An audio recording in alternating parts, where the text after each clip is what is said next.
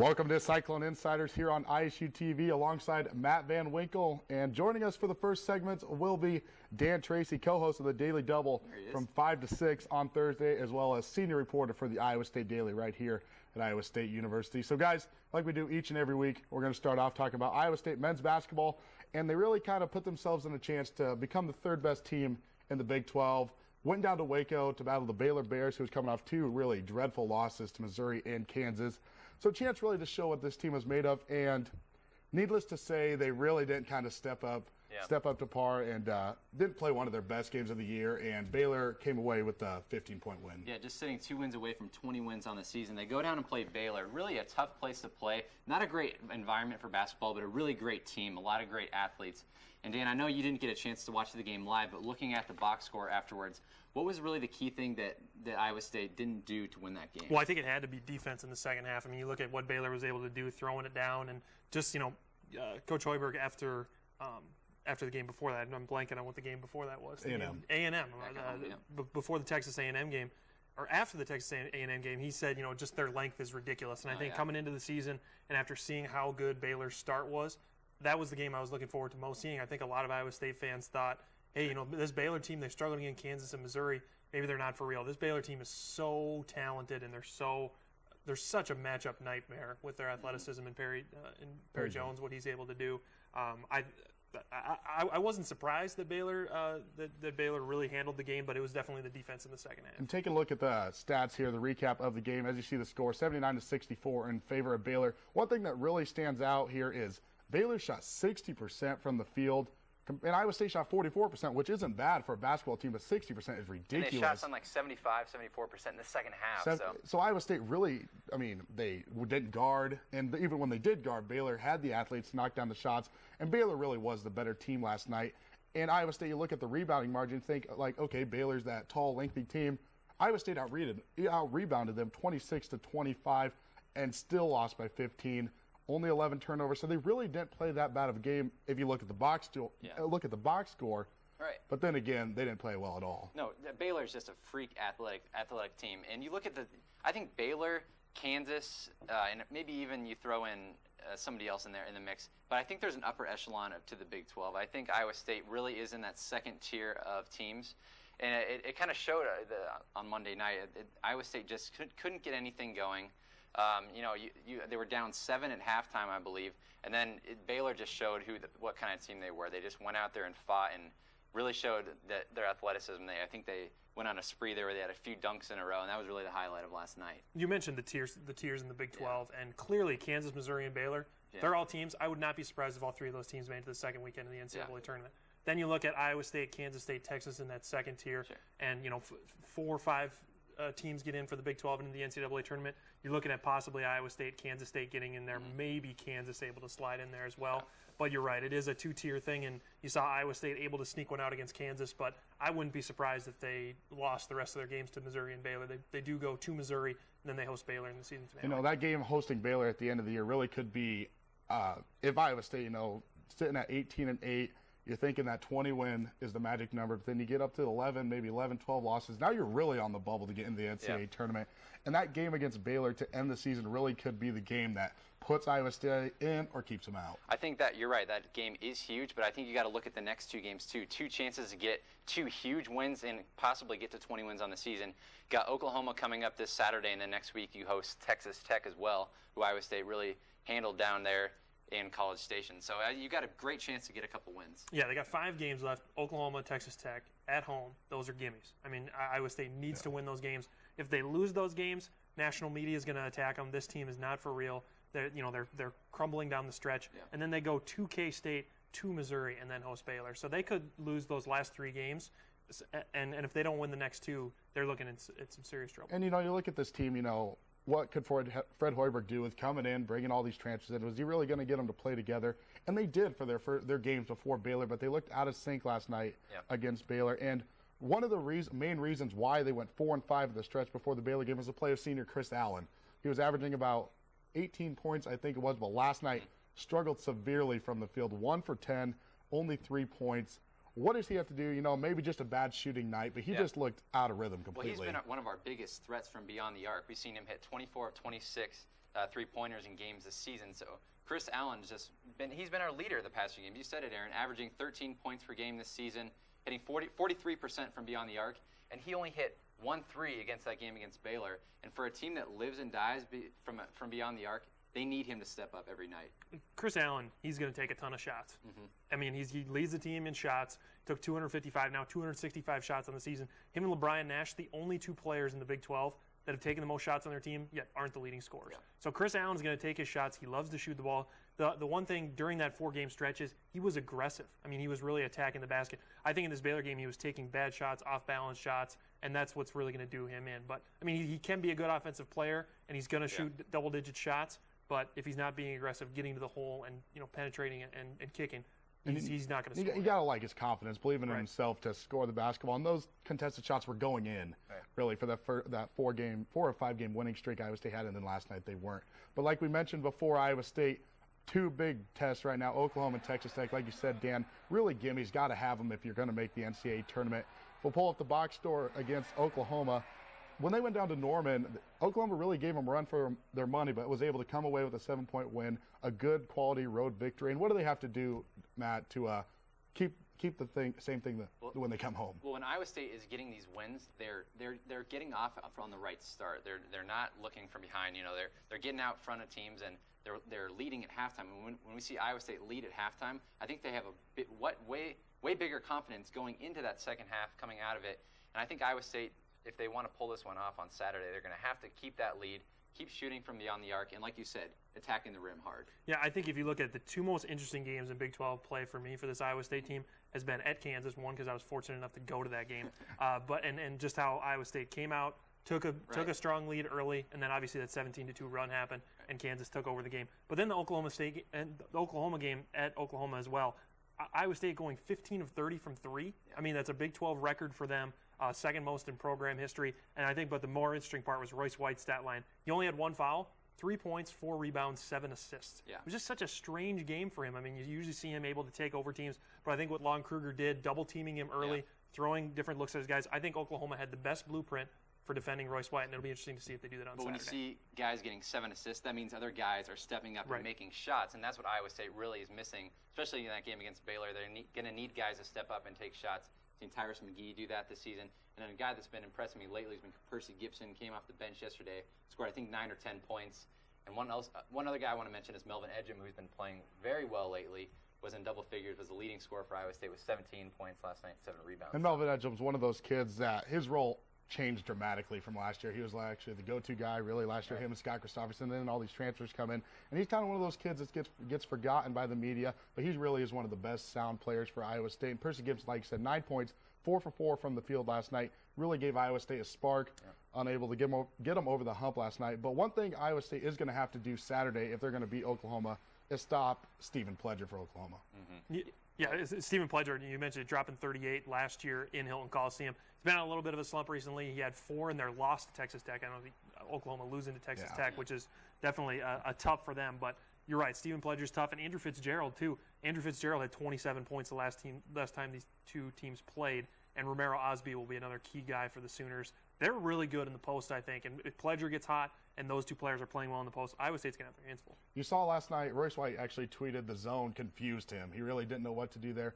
Does Lon Kruger in Oklahoma, do they come out and take Iowa State man-to-man, or do they drop back and sag into a zone? I don't see why not. I mean, if it worked for Baylor, I don't know why they wouldn't at least show that look. I think the way that you have to do this, and I'm no Big 12 coach, but I think that when you get into a meeting room and you're trying to program your defense around Royce White, you have to throw so many different looks at him. It's like you're trying to throw pass coverages at Tom Brady. You have to throw so many different things at Royce White because he can do so much and he's so unselfish. We're running out of time here, Matt, for our first segment. Let's quickly pull up the Big 12 standings as they haven't really changed much as of lately. Still got Kansas. They moved to top of Missouri after taking down Kansas State last night. But you look at those levels, as you said, Kansas, Missouri, Baylor. Then you got Iowa State with a game lead over Texas, as well as Kansas State right there, and then Oklahoma State, Oklahoma. How many teams get into the NCAA tournament, Matt? Well, we were talking with Dan earlier. I think definitely a 4 or 5 potentially. I watched that Kansas State game yesterday, and I was really impressed by the way Kansas State went up to Lawrence and played. But it was in Manhattan. That's right. Yeah. But regardless, they played really well against Kansas, and I think that they will make the tournament. I think 6 and 7 is a little bit deceiving for a Kansas State team coached by Frank Martin. I think they're going to get the job done down the stretch. I think Texas might drop a little bit, to be honest. I think Iowa State will squeeze in there, and I think the Big 12 will get about 5 teams in. Well, before we went on there, actually, Oklahoma was leading Texas at the half too, so that could be a big game, especially if Oklahoma come in at Iowa State with a win over Texas. So I agree. I think Kansas State is that number 5 team that gets in. I still think Iowa State's going to finish the season, even if they go 2-3 in their last 5 games. I still think they cement themselves in that 4 spot, and then maybe one of those 4, 5, 6 teams can make a run in the Big 12 tournament. But that remains to be seen. I think it's a 4 or 5. I don't think it's a 6. And you got to remember, as we get into the Big 12 tournament, it's going to be completely different this year. Look, with only 10 teams, your top 2 teams, which is probably going to be Kansas, Missouri, going to have 2 byes, and they're really going to be rested. And then you got to be top 6, and you get a bye. Don't play first round. So that's obviously, I think that's going to be set. Taking a look at the levels there, it's going to be interesting as we wind down the Big 12 schedule. Iowa State, 2 big ones, and then end it really tough, like we said, on the road, and then a tough one at Baylor. We got to take a break right now here on Cyclone InCYders. Coming up, Bill Fennelly and the Twister Sisters really turned their season around. We keep mentioning that. We'll look forward to their game tomorrow night at Kansas. Stay tuned. You're watching Cyclone InCYders.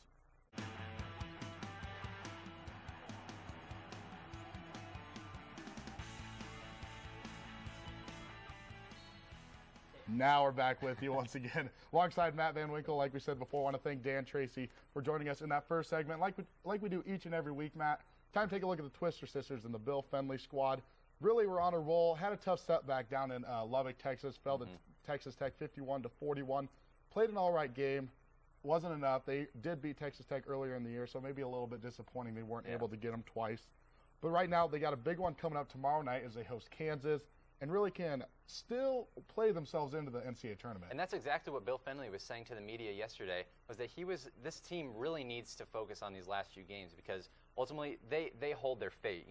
If they string together a few wins going down, finishing up the season, they have 3 in a row back at home, which is our 3 games they really need to win. And we actually spoke to Bill Fennelly yesterday, and here's what he had to say about the final few games of the season. It's always hard to score against Kansas, and I think probably right now I'm a little more concerned about mustering up some points. But, they'll rally. They played a great game yesterday, and she was out of the game most of the time. So I think for us it's a matter of having identity offensively, finding ways to score, continuing to be focused on a plan defensively, and hopefully that'll continue. There's effort, there's a plan, and the plan is fulfilled by making shots. And this is a game where you got to score. You can guard all you want, but you got to score. So in the games that we've played well, we've hit some shots, and Matt does a great job with those stats. When Lauren and Hallie are over 20, we're pretty good, and when they're not, we struggle. And Pop got in foul trouble yesterday for the first time in a long time. We struggled inside. So it's not that simplistic, but sometimes at the end of the day, the field goal percentage number looms very big right next to the final score, and I think that's the way we've looked at it. You're looking at 5 and 7 now, and you could be 8 and 7, or you could be anywhere below that. So there's great possibilities, and at least you have a chance. It's like the Dumb and Dumber movie. You're telling me there's a chance, hopefully there's a chance for us to do some things. Yeah, I think we need to really focus on winning at home. We definitely have an advantage with our crowd, and we always seem to play better at home. So we need to take advantage of that and get as many wins as we can. Yeah, I think so, definitely. I know Oklahoma we played terrible that game. We lost by about 30. So we're definitely ready to have another shot at them, and then obviously Kansas as well. We lost in a close game. So yeah, I think we're very determined to have another shot at them. Yeah, I think we're just going to have to be more aggressive towards the ball and not let the ball bounce when it comes off the rim. And it's also everybody's going to have to rebound. It's not just going to be the post players. Like, the guards have been doing a great job stepping in and blocking their person out and go getting the rebound too. So I think that's going to have to continue. And as you heard right there, the girls are really, and Coach Fennelly himself, are really focusing on these upcoming games. And there's still a lot to play for this season, and it starts tomorrow night as the Kansas Jayhawks come up to Hilton Coliseum. Kenzie, if we can pull up the stats on that really quick here. This is a Kansas team that earlier in the season was right behind Baylor atop the Big 12. They've fallen lately, as I expected they would, but still a very talented team. They have lost 4 or 5. They went down to beat a quality Texas team, but you got to remember those losses came by the hands of Baylor, who nobody's going to beat. Texas A&M, last year's defending champion. So this is still a team that can be dangerous coming up to Ames. Oh, absolutely. Kansas and Iowa State are very similar teams, and we saw that down in Lawrence earlier this season. Iowa State fell in double overtime to Kansas. So we know this team can play, and we know this is going to be a great game coming up tomorrow night. And I think Iowa State really needs to improve their shooting. They only went down to Texas Tech and scored 41. And we heard the players and Coach Finley stress how important this team needs to be shooting the ball because they don't have a lot of inside presence. You know, they got Hallie Christopherson and Anna Prince, and then Chelsea Poppins, who's really been doing all the dirty work for this team this year.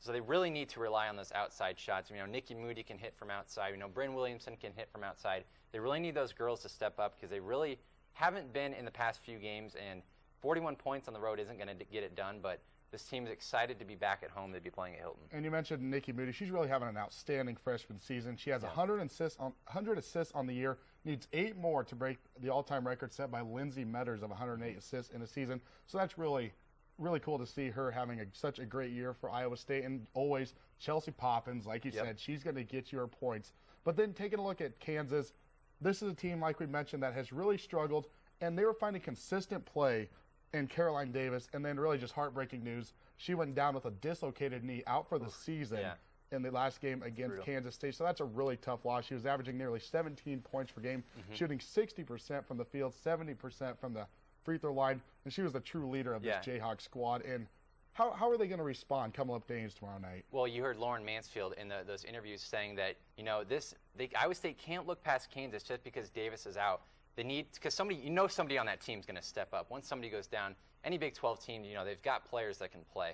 So Iowa State really needs to be focusing on some other girl that's going to step up. I think anybody at any time is granted to step up at any time. So Iowa State's really going to need to focus on that player and defend hard. And like you said, if we can pull up Chelsea Poppins' stats, didn't really get a touch on her as quick here.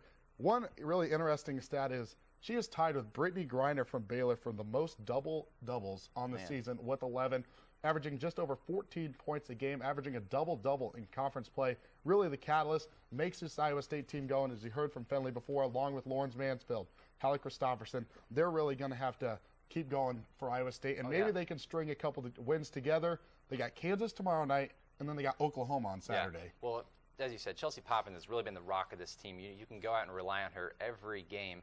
But what Bill Finley was talking about was that when Lauren Mansfield and Hallie Christopherson are shooting the ball well, this team has a better chance at winning. And I think you look at tomorrow's game and you really need those girls to step up, especially Lauren Mansfield, who's a senior on this team.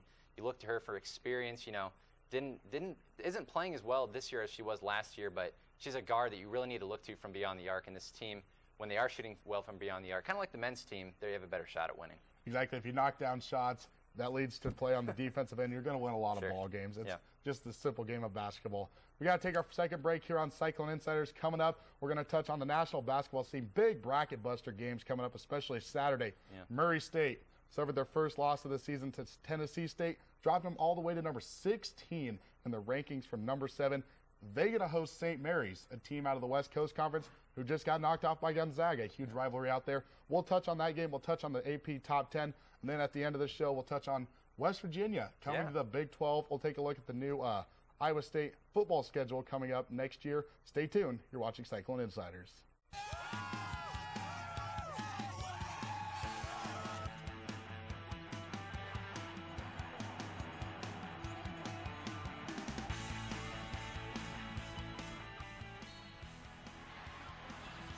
Welcome back once again, as always, alongside Matt Van Winkle. Third segment on tonight's episode, National Basketball Tournament play coming up here. And if we can pull up the AP Top 10 real quick, not a lot of changing still. Kentucky at number 1. Syracuse, a real close scare last night, only knocking down Louisville by 1. And then you got the 2 Big 12 powerhouses, Missouri, Kansas, 3-4. Ohio State, they were number 3, fell to Michigan State, follows them right at number 7, UNC 8, Baylor 9, Georgetown coming in at number 10. And team, once again, we did see on there, Murray State dropping out. They lost. We'll touch on them here in just a little bit. What do you see out of the top 10 there, Matt? Who is going to make a run, and who's going to finish top? I definitely liked Baylor from what I saw against Iowa State. I think they really have a lot of athleticism, which deep into the NCAA tournament can really help you. We saw Baylor go deep there last year as well into the Final Four. But, you know, that's a great team, and I'm not sure right now what I think of the Big Ten. We were talking during the break. The Big Ten's projected to get 8 teams in the NCAA tournament. I'm not sure if I buy that quite yet, and I'm not sure if I buy Indiana right now in the top 25. They've got a lot of losses to top 25 teams. Only a couple wins. I think they beat Ohio State earlier this year. Beat Kentucky as well. So they've got a couple wins against some top 10 teams. So that's what's kind of keeping them in the top 25 to me right now. But there's a couple teams as we look down here that I'm not so sure about late. We saw Gonzaga, as we said, upset St. Mary's, and that we were going to talk about this. A big game coming up for Murray State as they play St. Mary's. And touching on going back to Indiana, half the reason I think they're ranked is they are Indiana. They got the history coming around. You see that every year from North Carolina. You get that in Texas in football. But as you mentioned before, bracket busters, really who's going to be this year's Cinderella? You know, it all started back maybe 2000 with Gonzaga making that run to the Sweet 16. Everybody jumps on Drake, doing it in a time or two. You and I last year knocking off the #1 overall seed Kansas. So everybody's kind of looking for that. Who's going to be that team? Who can pick the upsets when everybody fills out their bracket? And we're going to find out a lot. They do this thing called bracket busters where they just schedule games 2 weeks in advance. And one of those games, if we can pull up the graphic real quick, Murray State hosting St. Mary's. 24-1 Murray State, 23-3 St. Mary's. Iowa State was actually projected in the last bracket to play Murray State as a 7 seed. St. Mary's came in as an 8. What do you see out of this game? Oh, just a great game. I think, you know, not a lot of people. Murray State hadn't got a lot of coverage prior to this year. So I mean, Murray State's a team that you got to look out for. I think we've been talking about this the past few weeks. Murray State's been kind of a routine thing on this show right now, but you know, I'm not so sure what I think about them deep into the tournament. You know, we look at these, you know, teams out of the Big East, the teams out of the Big Ten. These are teams that have history, and you know, teams that have been there before. Murray State really hasn't gone deep into the tournament. I'm not so sure if they deserve, you know, one of those top-seeded teams later in the brackets, but it's a great game. I think St. Mary's is a great team. We've seen them in the tournament year after year, and as we said, a win against Gonzaga it's just going to help them. So I think it's going to be a great game. I agree. I think it's going to get a lot of publicity as well. Murray State, I do believe, will come up with the win. They'll bounce back from that loss against a good St. Mary's team, traveling across the country all the way to Murray, Kentucky. So St. Mary maybe struggles a little bit with the travel. We'll find out. That game isn't until Saturday. So then next weekend we'll talk all about it, of course. I'm going to pick St. Mary's in that one. I'm going to go against you. So we'll have a little bit of a wager going. Then you're looking at it at that point. That's a quality road win for St. Mary's, and that could improve their seeding. You know, we'll find out. We'll discuss it next Tuesday night. But another thing we wanted to touch on here real quick, today is finally finalized. West Virginia will be joining the Big 12 for sure. Starting this coming year, that's what they wanted. That's what the Big 12, that's what everybody wanted. Yeah. And their schedule came out. They'll play Iowa State for the very first time November 24th, last game of the season. Right here at Jack Trice Stadium. So I think it's a great move for the Big 12 to get West Virginia in basketball and in football, you know, a quality program. We see them in the top 25 year after year. And I think this is a great move. You know, we saw kind of a weird thing happen with West Virginia where they went to court there with the Big East, and it's just been an interesting case. So right, you can't help but look at what they did to Clemson in the Orange Bowl, putting up 70 points. So that is a very high-power, high-octane offense. For sure. And they're going to be interesting to see in the Big 12. You know, the Big 12's known for all the power offense, no defense. They got a pretty good defense, too, holding that very impressive Clemson team to only 23 points, I think it was. So that's going to be interesting. And then another team that's also joining the Big 12, Iowa State, will have to travel to Fort Worth, Texas, to battle TCU, their first year in the Big 12. And Iowa State, remember last time they played TCU was in the Houston Bowl back in 2005 it was. Ended up losing by 3 that year. So what does TCU bring to the Big 12? Well, TCU, you know, they're a team that they were kind of a mid-major for a while there. They were not necessarily mid-major, but they were a team that wasn't getting a lot of publicity as well. But this is a team that really puts out quality product. I'm not sure in basketball what they do. I haven't really followed TCU basketball, but TCU football year after year, you just see them in the top 25 as well. It's just a great football program. I think it's a great addition. We see, you know, Texas A&M and Missouri leaving this year from the Big 12. But I think that the addition of West Virginia and TCU are great for the Big 12. I'll agree. And Iowa State, 7 home games next year, so it's going to be interesting to see if the Paul Rhodes can get his team to a second consecutive bowl game. It's going to be tough. Once again, the Big 12 is going to be very, very tough. We're out of time right here on Cyclone InCYders. Thanks for joining us tonight. For Matt Van Winkle and Dan Tracy joining us earlier. Catch us again next Tuesday night at 8:30 right here on ISU TV, Mediacom Channel 18. Have a good night.